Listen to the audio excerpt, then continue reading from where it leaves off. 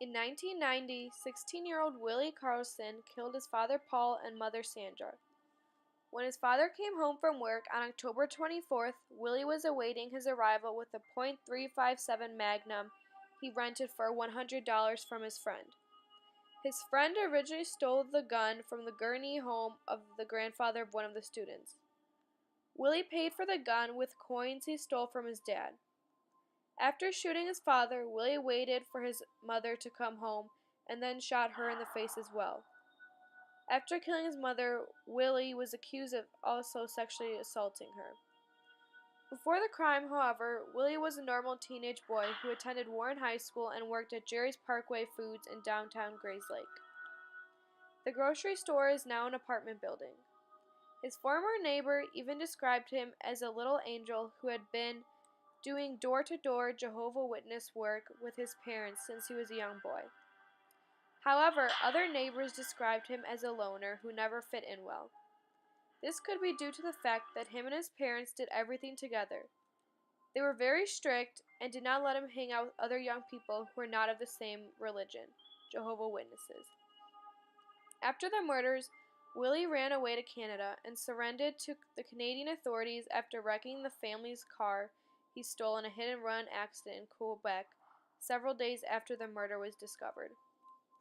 Willie was charged with first-degree murder in the shooting death of his parents, along with a charge of criminal sexual assault against his mother. He also had charges of robbery from his parents with personal items of jewelry, including their wedding rings. In court, he would be tried as an adult because of the nature of the crimes, but he could not receive the death penalty because of age. Willie pleaded guilty for the murder of his father and was sentenced to 90 years in prison. The case again came up in 1993 when he tried to collect his parents' estate. Now here's an interview with Lucas Simpson, a co-worker of Willie's at Jerry's Parkway Foods in downtown Grayslake. What was an incident where you first recalled or suspected abuse? I really didn't expect abuse right away until we were brought into the manager's office at the Jerry's Parkway. I don't remember what year it was. It was either late 80s or early 90s.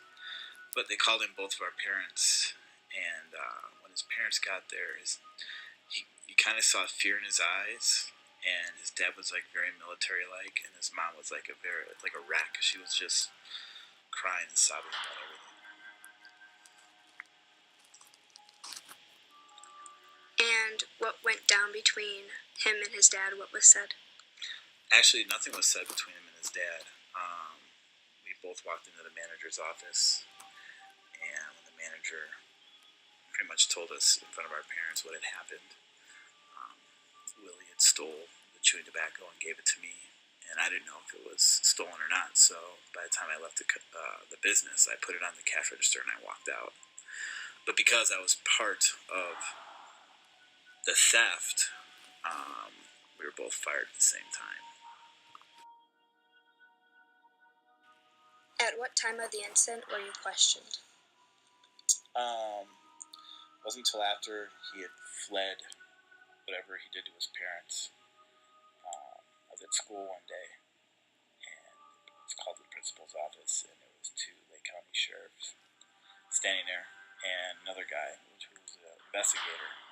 And they started asking me all these types of questions about Willie and or his character, and if I'd ever hung out with him, or if he ever did anything extracurricular.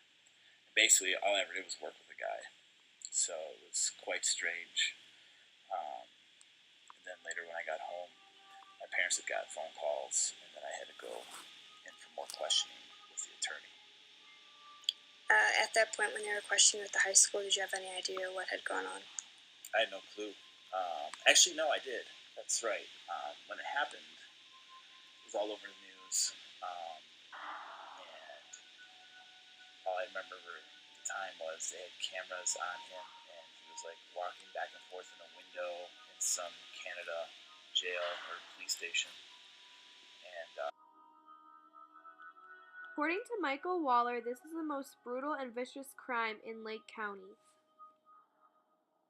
And yet, regardless of his original sentencing, Willie only got 25 years in jail and is out today.